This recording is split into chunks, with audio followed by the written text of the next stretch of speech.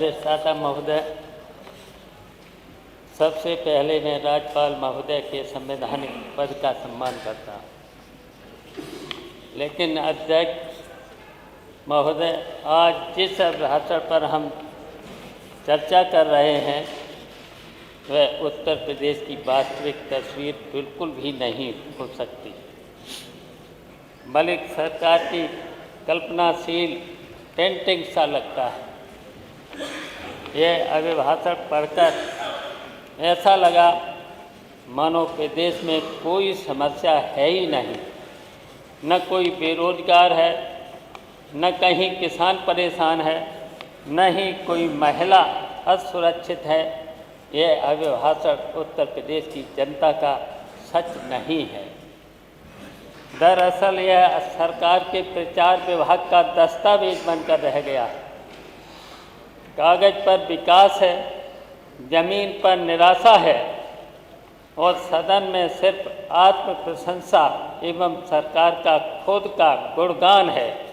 इसमें चमकदार आंकड़े जरूर हैं, लेकिन जनता की सच्चाई, युवाओं का दर्द, किसानों की तकलीफ, महिलाओं की सुरक्षा और गरीबों की चिंता कहीं नज़र नहीं आती है। अधिष्ठाता महोदय, अगर यह अभिभाषण सच है तो फिर प्रदेश की जनता गलत है, और अगर जनता सच है तो यह अभिभाषण पूर्णतः गलत है। अभिभाषण का मूल समस्या यह है कि इसमें दावे अधिक हैं, जमीनी सच्चाई गायब है। पूरा अभिभाषण सरकारी प्रचार पत्र जैसा प्रतीत होता है। जनता की वास्तविक समस्याएं, बेरोजगारी, महंगाई, किसान संकट, शिक्षा, स्वास्थ्य की गिरती स्थिति लगभग अनुपस्थित है। कई जगह सफलता का दावा है, लेकिन डेटा और परिणाम स्पष्ट नहीं है। यह अभिभाषण वास्तविक स्थिति से काफ़ी दूर और केवल छवि निर्माण पर आधारित दिखता है। अधिष्ठाता महोदय, यह भाषण सुनकर ऐसा लगा जैसा सरकार जनता से नहीं, सरकार अपने ही आईने से बात कर रही है। सरकार ने आईने में देखा और कहा सब ठीक है, लेकिन जनता जमीन पर रहती है, जमीन पर ही दिखती है। इसके अनुसार स्थितियां कठिन हैं, कष्ट में हैं और जीवन संघर्ष से भरा हुआ है।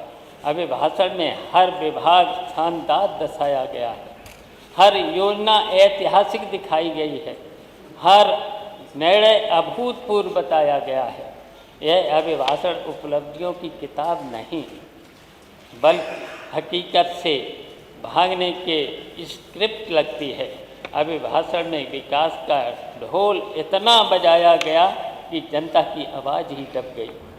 सरकार आंकड़ों में तो अमीर दिख रही है, पर जनता की सुविधाएं देने से गरीब है। यह सिर्फ घोषणाओं की सरकार है, जिसमें चारों तरफ समाधान की कमी। सरकार का सच यह है कि विज्ञापन बड़ा रखो और सोच छोटी और काम उससे भी छोटे। लेकिन प्रश्न यह है, अगर सब कुछ इतना ही ऐतिहासिक है तो जनता की परेशानी रोज़मर्रा क्यों बनी हुई है? महोदय, सरकार कानून व्यवस्था को अपनी सबसे बड़ी उपलब्धि बताती है। मैं पूछता हूँ, कानून व्यवस्था का मतलब आखिर है क्या? सरकार द्वारा केवल आंकड़े प्रस्तुत कर देना, प्रेस नोट जारी कर देना या जनता का निर्णय जीवन व्यतीत करना? आज महिलाएं डर में हैं, दलित न्याय के इंतजार में है, गरीब थानों से लेकर अदालत तक दद्दर भटक रहा है। कानून व्यवस्था का मतलब लाठी नहीं है, बल्कि भरोसा होता है। आज अपराध का डर कम नहीं हुआ है, बल्कि जनता का भरोसा सरकार से कम हुआ है। कागज पर शांति है, लेकिन जमीन पर भय है। यही है सरकार की असली सच्चाई। अपराध कम दिखाने से कम नहीं होता है, कम नहीं होता है। जनाब बताइए। महोदय, अगर इस सरकार की सबसे बड़ी असफलता को क्रमवार गिना जाए तो युवा और रोजगार सबसे ऊपर होगा। सरकार कहती है कि हमने रोजगार दिए, विदेश का युवा पूछ रहा है कि रोजगार कहाँ दिया, किसे दिया और कब दिया। अभिभाषण में रोजगार, स्टार्टअप और नौकरी देने की बड़ी बड़ी बातें, लेकिन युवाओं का सवाल है कि स्थायी सरकार की नौकरियां कितनी मिली। सरकार कहती है कि चयन बड़ा है, जैसे अभिभाषण में भर्ती संख्या बढ़ाने के दावे किए गए, लेकिन युवाओं की वास्तविकता है भर्ती के पेपर लीक हुए। यदि परीक्षा हो गई है तो वर्षों तक उसके परिणाम लंबित रहे हैं, अभी तक नहीं परिणाम। सरकार ने युवाओं को गच्चा देने का नया तरीका अमल में लाई है। संविदा और आउटसोर्सिंग को रोजगार बताकर मैं पूछना चाहता हूं कि क्या युवाओं के सपनों के साथ खिलवाड़ ही सरकार द्वारा किया गया है? असली विकास है।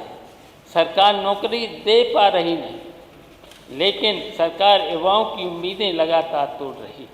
सरकार रोजगार वादे बड़े बड़े कर रही है, परंतु नियुक्तियां बेहद न्यूनतम स्तर। सरकार ने युवाओं के सपनों को संविदा में बदल दिया है। सरकार ने युवाओं को रोजगार नहीं दिया है।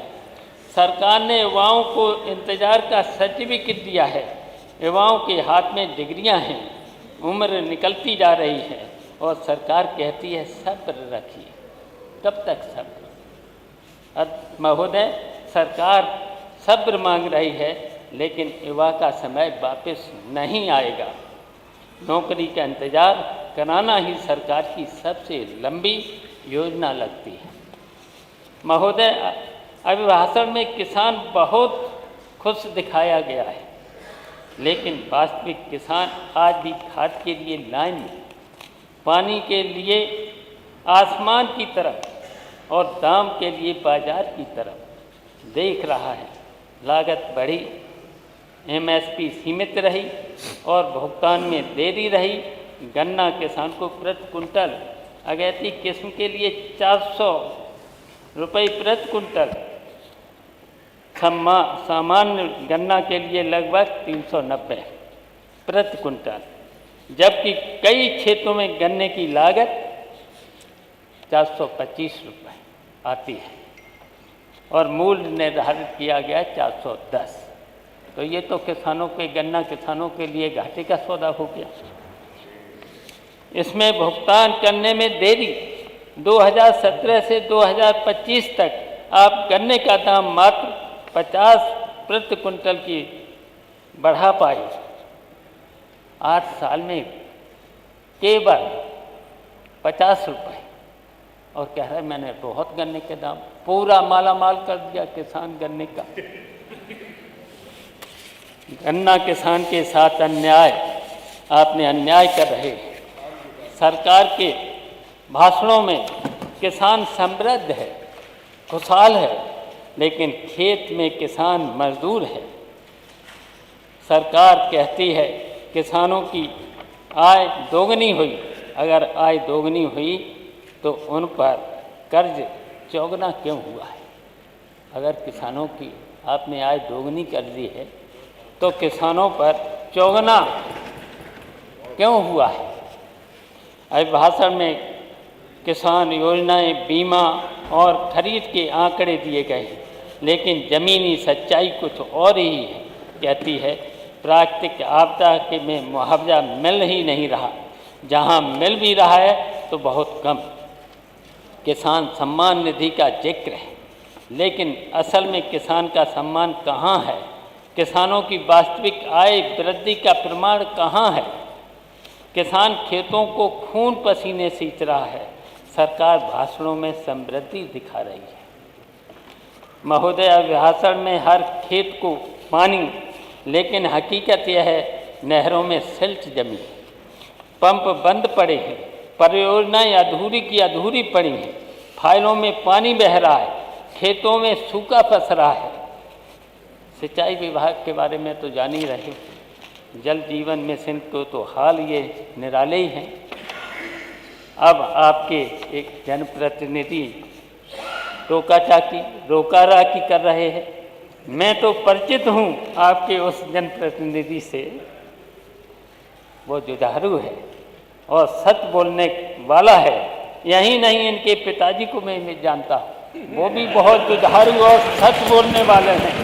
यही नहीं, इनके पिताजी जुझारू रहे हैं, उनका भी इतिहास रहा है अन्याय के खिलाफ आवाज़ बुलंद करने का। अगर खेत में पानी नहीं दे पा रहे हो तो अपनी आँख में पानी ले आइए, सिंचाई मंत्री है नहीं, शायद कुछ भ्रष्टाचार के पाप धुल जाए। वैसे भी जनता तो आपके विभाग को भ्रष्टाचार का अड्डा मान चुकी है। अभिभाषण में सरकार ने स्कूल कॉलेजों को गिनाया, लेकिन स्कूलों में शिक्षक नहीं, कॉलेजों में प्रोफेसर नहीं, और सरकार की नीतियों की वजह से बच्चों के भविष्य अटके। शिक्षा नीति बड़ी है, लेकिन पढ़ाने वाला छोटा कर्मचारी है, जिसके मूलभूत जरूरतों का ध्यान नहीं रखा जा रहा। बच्चों के हाथ में किताब कम और सरकार के हाथ में विज्ञापन ज़्यादा।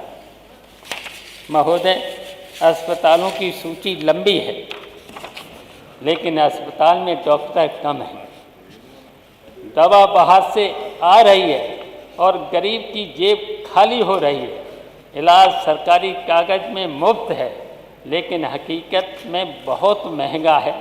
यहाँ तक कि मेरी विधानसभा क्षेत्र जसवंत नगर में के बिलाट शाखा में समाजवादी पार्टी सरकार के समय में एक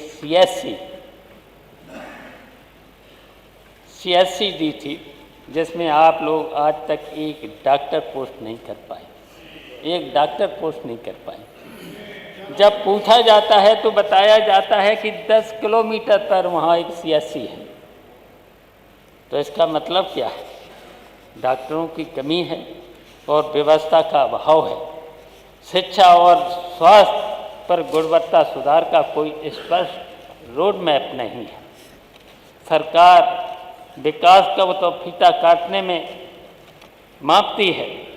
सड़क बनती है, पहली बारिश में उखड़ जाती है। PWD की सड़कें इतनी अस्थायी हैं जितनी सरकार की जवाबदेही। लोक निर्माण विभाग PWD का हाल तो उस सर्कस के जादूगर जैसा हो गया जो हाथ की सफाई को जादू और चमत्कार कहता है। विदेश के छोटे से छोटा, बड़े से बड़ा ठेकेदार अपनी फर्मों को जिंदा रखने व जीवन यापन हेतु 35, 40, यहाँ तक कि 50% तक बिलो टेंडर डालकर अपनी फर्मों को जिंदा रखने का प्रयास कर रहा था। आज जन जाने कौन सी सरकार पर मोहिनी मंत्र या मैनेजमेंट स्किल आ गई है। सरकार के सारे टेंडर 10 पैसे या 20 पैसे एवं में मैनेज हो रहे हैं। यह और कुछ नहीं, विभाग में भ्रष्टाचार की बू है। अब तो इस भ्रष्टाचार का आक्षेप आप पर भी आ रहा है, मंत्री जी, आप पर भी आ रहा है, मंत्रियों पर भी आ रहा है। सरकार के कुछ रिटायर्ड विभागीय अधिकारी और कुछ संबंधित अधिकारियों को चिन्हित करिए जो बाजार में आपका नाम सब्जियों की तरीके से बेच रहे हैं। सरकार एक्सप्रेस वे, एयरपोर्ट, स्टेडियम गिनाती है, लेकिन गांव की सड़कें टूटी हैं, छोटे उद्योग बंद हैं, स्थानीय रोजगार गायब। विकास जनता के लिए होना चाहिए, न कि पोस्टर और उद्घाटन। संक्षिप्त करें माननीय सदस्य। सरकार सिर्फ फीता काटती है।